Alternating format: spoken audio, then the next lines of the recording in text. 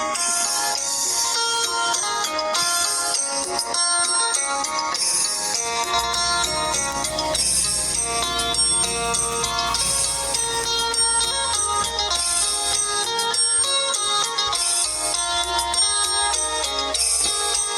ายเวียดเนาะเป็นสองคนคือว่าแล้วเมื่อยแน่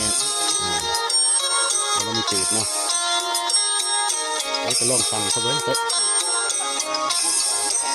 มากระทักทายพี่น้องสบายดีตอนเช้าพี่น้องเลยบรรยากาศงามเช้าๆพี่น้อง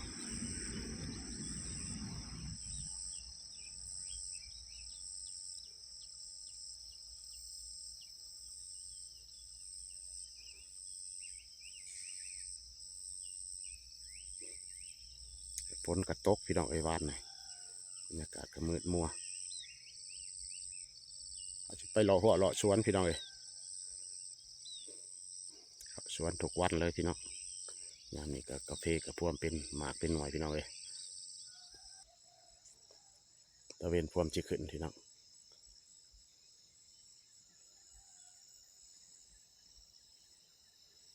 นี่ก็ย่างมาเบิ่งสวนหมู่พี่น้องเลยสวนฝักแมวสวนกาแฟแล้วพี่น้องใกล้กันติดกัน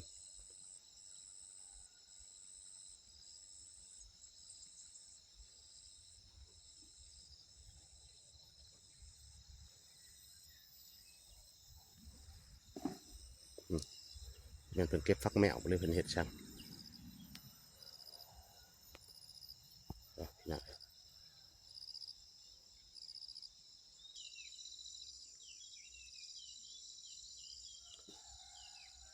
เป็นสวนกาแฟพี่น้องเลยสวนกาแฟอาราบิก้าหรือท่านนี่เพื่นเอิ้นคาติมอ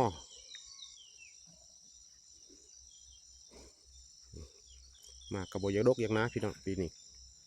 มาไม่คอยจับปันใดกาแฟมันก็เป็นสวนแก่เลยพี่น้องเลยปลูกมา10 กว่าปีต้นเป็นต้นบอ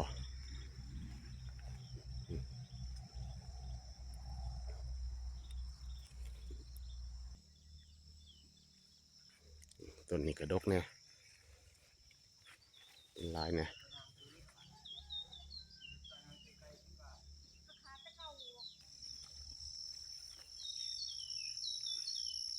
บรรยากาศงามเศร้าๆพี่น้องเลย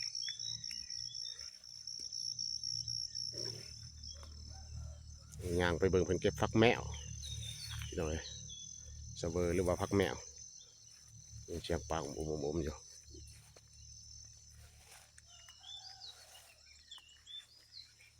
อยู่เบื้องนั้นพวกพี่น้องเก็บบักเวอร์บ่รวดเชียงปากจุเจ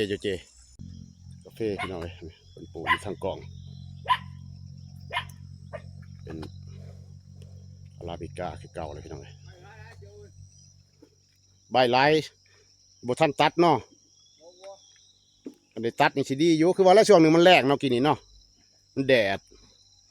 แท้แดดว่าคนฮักกระตกพี่น้องก้อน2 วันนี่นึงแดดมากระลายวันเติบทงเท่าไรแล้วมือนี่นี่ทง1 2 แสนเลยพี่น้องบ่ได้ไล่เติบบ่ไล่ทงเติบบ่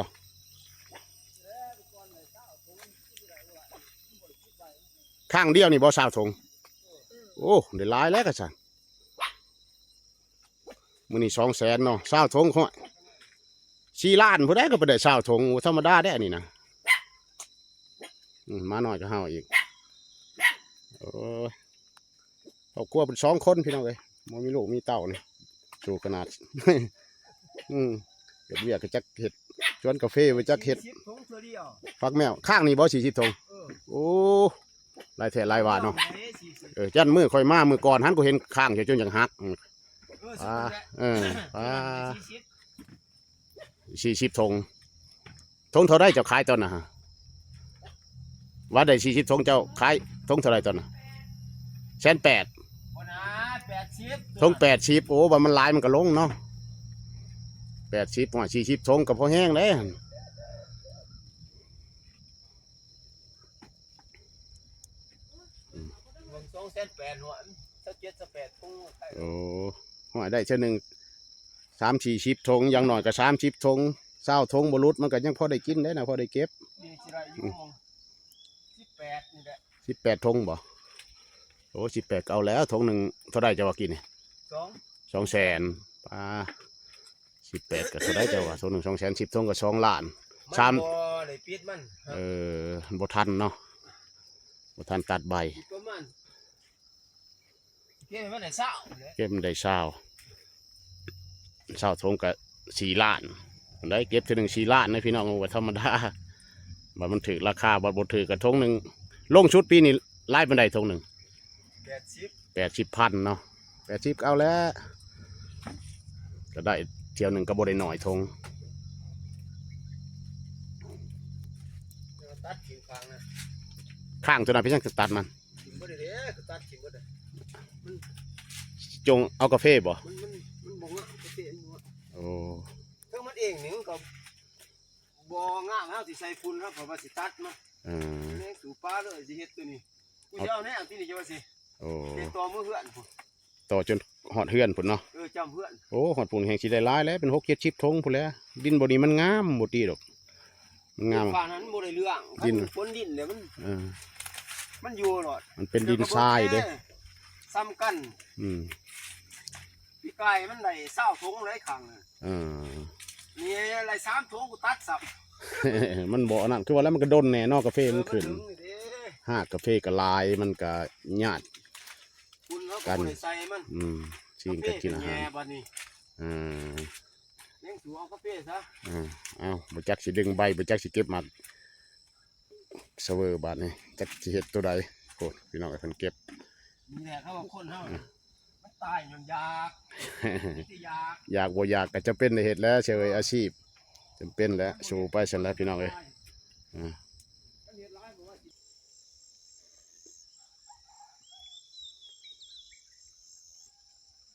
ปลาธรรมชาติพี่น้องเอ้ยก็บ่ได้ปล่อยดอกบ่ได้เลี้ยงข้างผักแหนวมันพี่น้องเอ้ย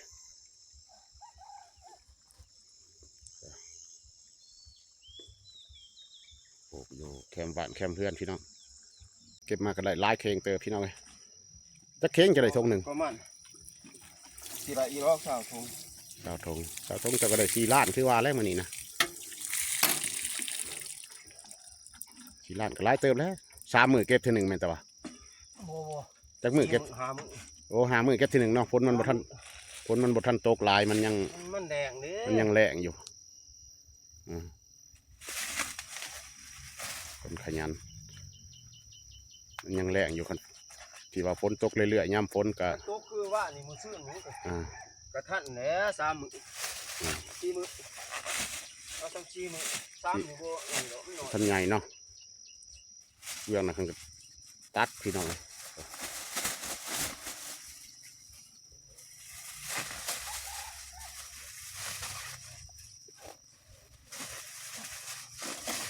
ขอคนเดียวเลย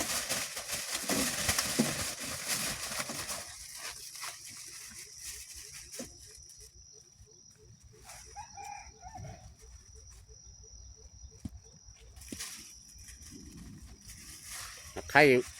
ครก็เก็บมะเขืออยู่เก็บมาอันนี้นะมะเขือแห้งซ่าเก็บแอลกูเก็บมะเขือนะกบเลยใบมะเขือก็เป็นคนติดเชื้อวื้นไปยากขนมมันทีนะระวังลกเลย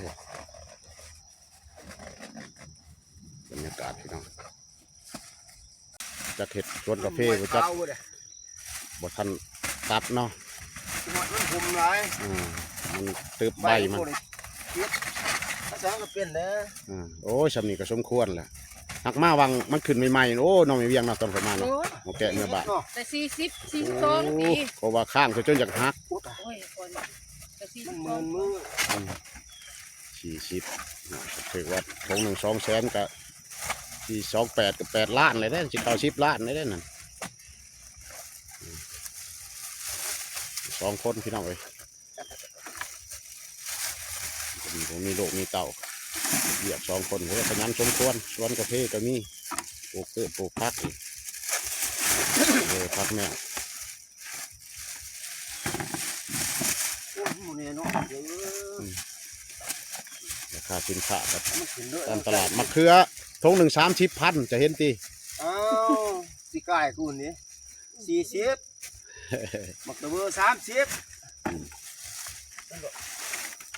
คือว่าอะไรแค่มันลายมันก็ลงอีกอย่างก็คือกัน หมูเนี่ยเนาะ แล้วก็ว่า ลายแล้วก็ราคามันก็ลง นะครับ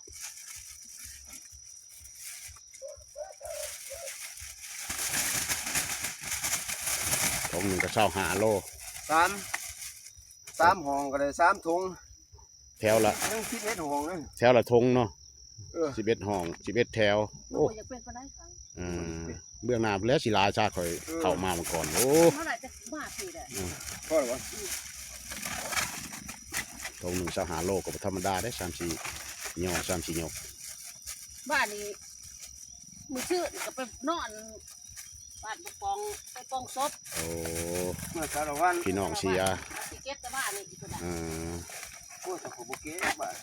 วันนี้ก็200,000คือกันบ่ ไป 1,800,000 โอ้วันนี้1,800,000มันนี่ขึ้นอีก20,000 บ่เก๋ เออ เอ เก็บ อ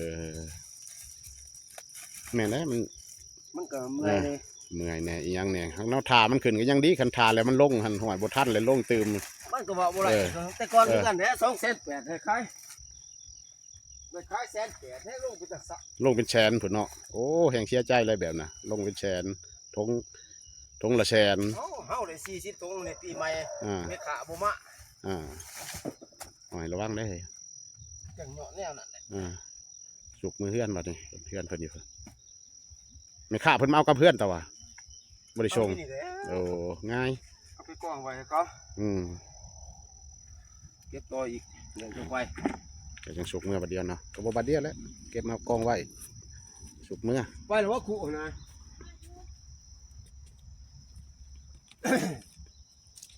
เบิ่งไปทำกันพี่น้องเลยกาแฟก็สุกไปนำแหละแล้วว่าสุกไว้สุกว่าแต่กาแฟปีนี้นี่สิได้เงินอยู่บ่เนี่ยนี่สุกก่อนก็บ่ทันได้ขายเด้หมู่บ่ทันซื้อมาสุกแต่เล็กแต่ละน้อย นี่เด้อแหละคือว่าไหววะ เห็นชวนพวกเด็กน้อยก็สุกคือกันว่าสุกไว้แท้ปีนี้ มันก็เป็นน้ำปีน้ำเดือน เป็นน้ำปีน้ำเดือน ปีนี้สิได้เก็บกาแฟไว้อยู่ดอกเบิ่งทรงมาแก่เมื่อเลยปังต้นก็ได้ อยากไปไหวร้ายหันเก็บเบึงเขาทับนี่ นะเขามาเบิ่งแถวเก่า เพิ่นไปลำแถวเก่า เขาก็ได้เก็บเนาะ ยันขามยันลง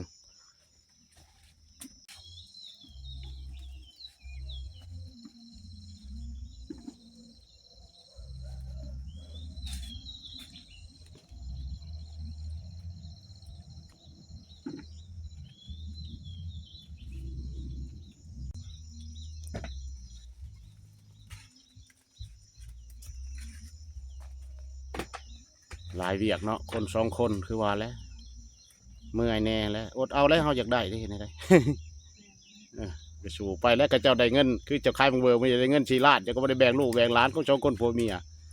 ก็ใส่เองหาเอง มาตัดมันก็ยังค่า มันพัก ค่า เข้าแน่เสียจากกาแฟเข้าแน่ อ่า ก็บอกเอาเขาก็จะสิเอาเขาบ่มีคน ยากนะคนงานคนมือนี่ก็ยากมันช่วงนี้ก็เขาก็เฮ็ดชวนเขาแน่ไอ้ช่างเขาชีวาง น้ำนาเบียได้ ช่วงหัวปีให้ก็ลงเวียก พวกเฮ็ดหน้าต้องไปเฮ็ดหน้า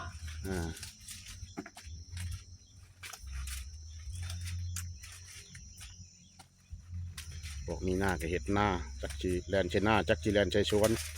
จักว่าชี แลนใช้ชวนบอกพักเพชรมาเครืออีกชวนกาแฟน้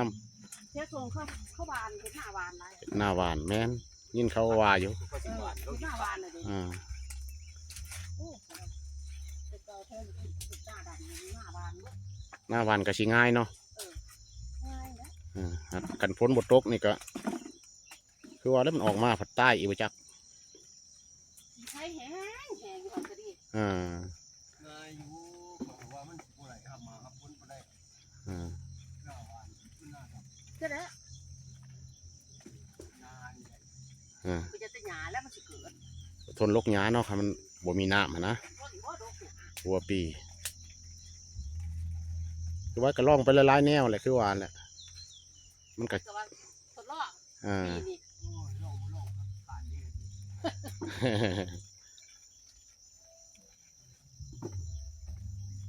ผ่านกับบัวแล้ว อืม ที่หน่อยเพื่อนนี่กวานคือกันว่าบ้านนี่มีคนซอยมันหน่อย อ่าเฮ็ดหน้าบ้านก็สิง่ายแน่นึงเนาะ ก็บ่ได้ เฮาบ่ได้ลกกะเฮาบ่ได้ดำไถขาดแล้วก็หวาน ไล่น้อยแต่ขึ้นบ่หลายเขาอ่ะ อ่า เฮ็ดลำก็ขึ้นหลาย มันหลายขั้นตอนเด้จะหวานกะแล้วก็ ขึ้นหลายครับ มาลกอีก ไล่หลายอยู่จะไล่จ่ายไปมันหลายอีกเขาอะมันจะซุ่มหน่อยมั้ยตัวมันใหญ่เนี่ยปลา จงไว้เฮ็ดแนวน้ำพี่น้อยขัดพัน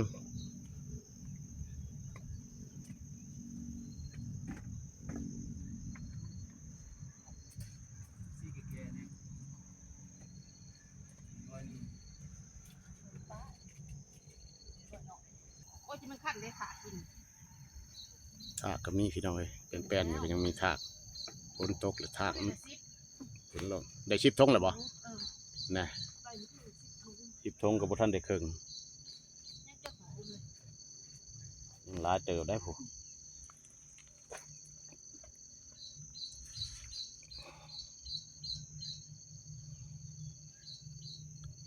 ข้างอยากต่ำพี่น้อยก้มไปก็จะลำบากน้อยๆหนึงเฮ็ดช่วงหลายก็ว่ายืดตัดใบก็ยาก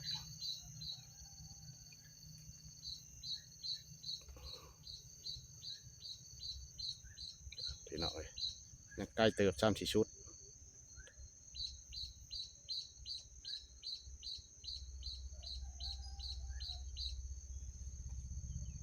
หอดฝนเขาว่าเพชรมันได้ชิแล้วเนาะ2 คนเก็บมากดกขนาดดกแท้ดกว่าแต่เป็นตัดใบบ่ได้เป็นบ่ทันเราเป็นทันตัดใบนี่กันสิได้หลายเติบอยู่พี่น้อย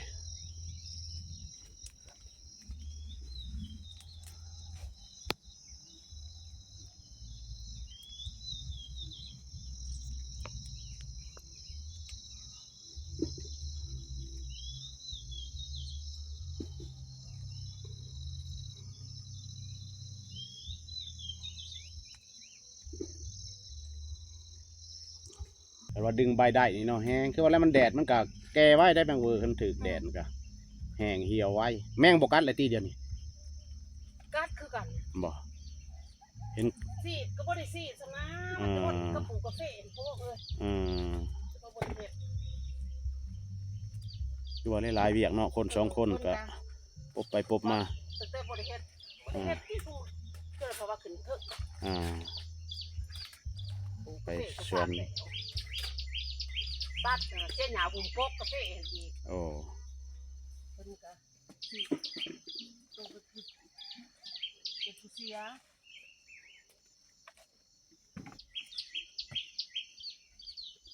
บ้านเฮานี่คือว่าในช่วงนี้เพิ่นเวียกหลายเนาะมันทั่วปีเด้อันใดก็อยากเฮ็ดมันบ่ทันได้เข้าที่เข้าทางจักอยากปลูกกาแฟจักอยาก เฮ็ดบักเซเวอร์ เสียหญ้าค่าหุ้นอีกก็บ่แม่นธรรมดาหลายเวียกหลายงานคันยาวไปฮอดเฮือนเจ้าพุ่นก็บ่พอสิปลูกอยู่ไสหมื้อนี้เบิดดินเลยบ่จังหน่อยกาแฟเจ้าก็ใหญ่แล้วนี่นี่ก็สิคุ้งข้างก็มี พี่นามันเป็นแล้วก็เจ้า อืม เด็กเป็นเบิดเลย อืม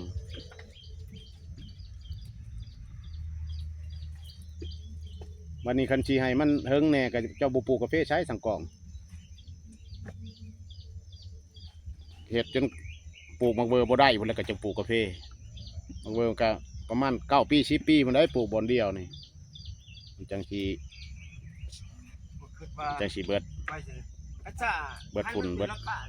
พูดโทมมือหรอ แน่มันแหละกาแฟนี่มันปีหนึ่งจังได้เก็บเด้ บ่ทอมันไหน ปีหนึ่งได้เก็บเทื่อหนึ่งแมนยูเจ้าได้หลายเจ้าก็เสียหญ้าจักเท่าใดจังสิมาได้แมนบ่จะได้เก็บปีหนึ่ง เมื่อไรเบิ่งเนื้อที่ซ้ำนี่เนื้อที่ซ้ำนี่นี่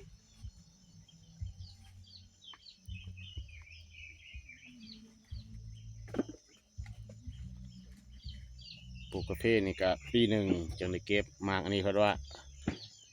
เดือนหนึ่ง3 เทื่อ คันราคามันสิขี้อืมราคาแบบนี้ปลูกนี่ดีกว่าคือว่าแล้วคันมันหลายมันก็ลงอะไรก็ได้ อันนี้มันก็บ่มีไผมีแน่ เต็งหนึ่งโอ้เต็งตัวนึงอยู่ใส่หรอ คุณนี่อยู่ในพวกเต็มแหละ เพราะว่าบ่ทันเต็ม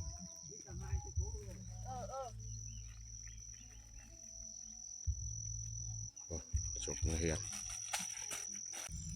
เอาเก็บเอง เก็บใส่เลย อ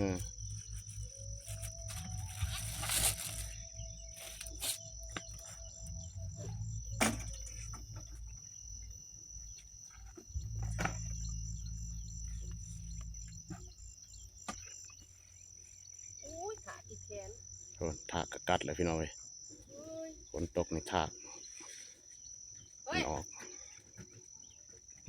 ถากกัดแขนเลย เดี๋ยวอยู่กกใหม่ นี่หยัง ค่ะนั่นดิ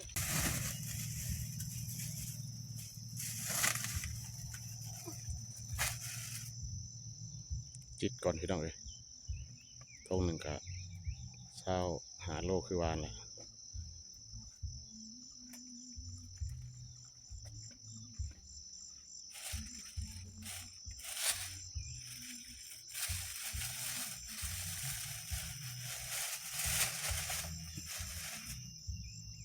ทงคนที่500 โลเลยเนาะ อืม เก็บเพียง100 โลบางทีก็เป็นต้นเป็นว่าเรื่องน้ำหนัก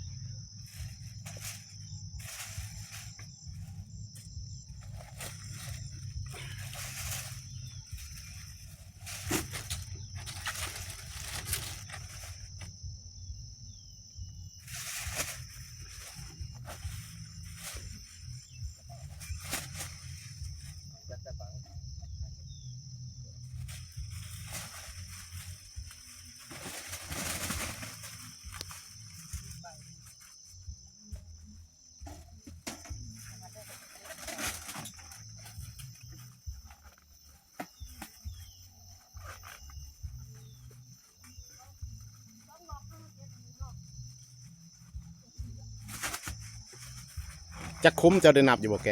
ฮะ ว่าจะคุ้มจะปลูกเนี่ย ลุงลอยป้าย 100 ป้ายคุ้มบ้าสิบ 10 100 โอ้สิบกลัวบ่บ่กลัวบ่ บ่กลัวหรอก บ่กลัวเนาะ ประมาณ 100คุ้มก็ฮอดได้เที่ยวหนึงก็จักเท่าใดโลอะไรเป็นโลก็ได้คันชี้ชิบทงก็ว่าโต้นหนึ่งก็รอน้ำหนักหลายชุดจะเก็บได้หลายปานใดอยู่ในนี่ชี้ชิบทงบ่ 42 43 โอ้อยู่ประมาณต้นปลายพี่น้องเอ้ย คันปิดใบไหลมันก็ไหลคือกันแหละนี่ โอ้ มันบ่ได้ปิดใบมัน คือว่าละเวียดกันยังอันชนอยู่ช่วงนี้มันบ่คือว่าเฮาเสียหญ้าคาหุ่นแล้วเบิดเสียหญ้ากาแฟแล้วกลับมาคั่วเอาเพิ่นยามนี้ก็เวียดชนพี่น้องช่วงหัวปี ใส่ปุ๋ยก็ไหลแหละ ข้างบ่ใหญ่ยังได้40-50 ทงก็ดิ้นงามให้พื้นที่ดอก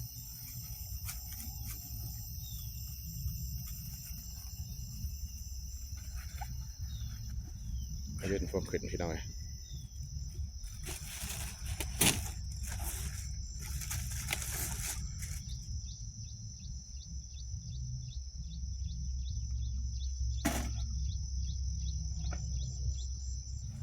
ก็ชุดบ่เอาที่ใส่ให้พ่อนะฮะ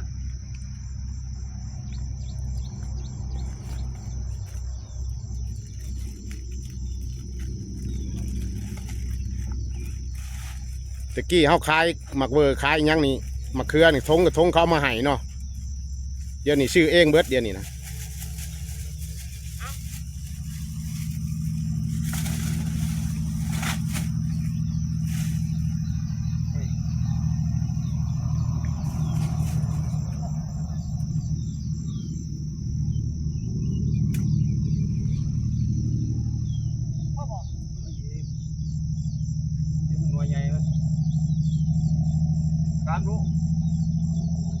ยัง3 โล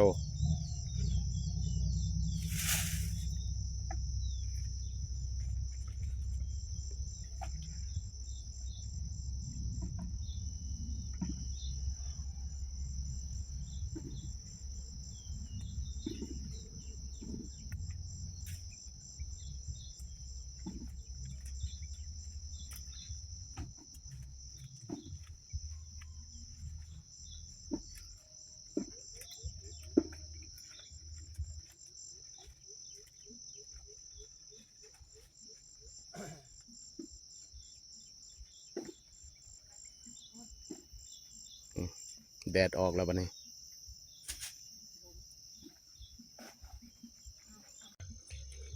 มันลายข้างเนาะคือว่า2ข้างก็คือว่าแล้วจำเป็นเก็บ ข้าวบางก่อนถ้าสมมติบ่แล้ว อืม แล้วเนาะเมื่อย อืม ทนบ่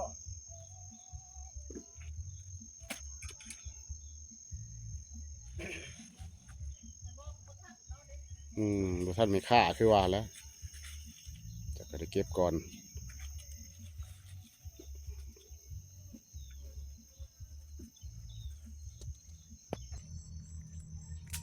ลายแห้งขนาดพี่น้องแถบนี้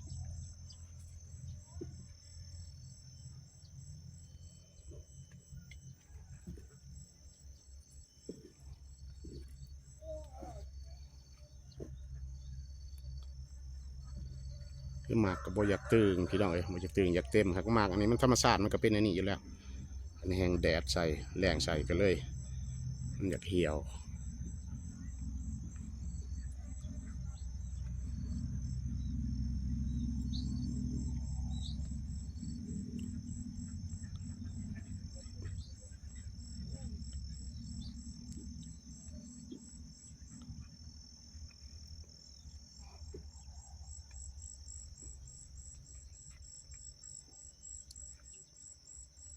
เบิ่งหอบๆเลยพี่น้อง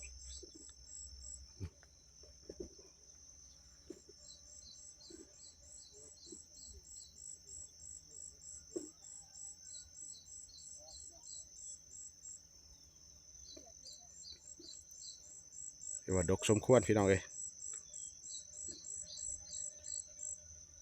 เบี่ยงหลังเฮือนเพื่อนพี่น้องกาแฟอาราบิก้า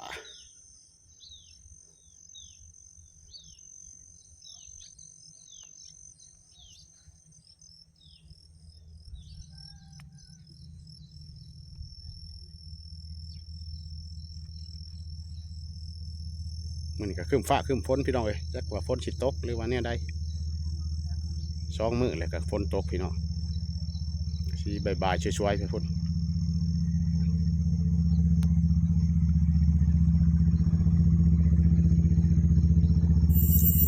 พี่น้องเอ้ยคลิปนี้ก็สิขอจบเพียงเท่านี้พบกันใหม่ในคลิปต่อไปขอบใจในการติดตามรับชมพี่น้องโชคดี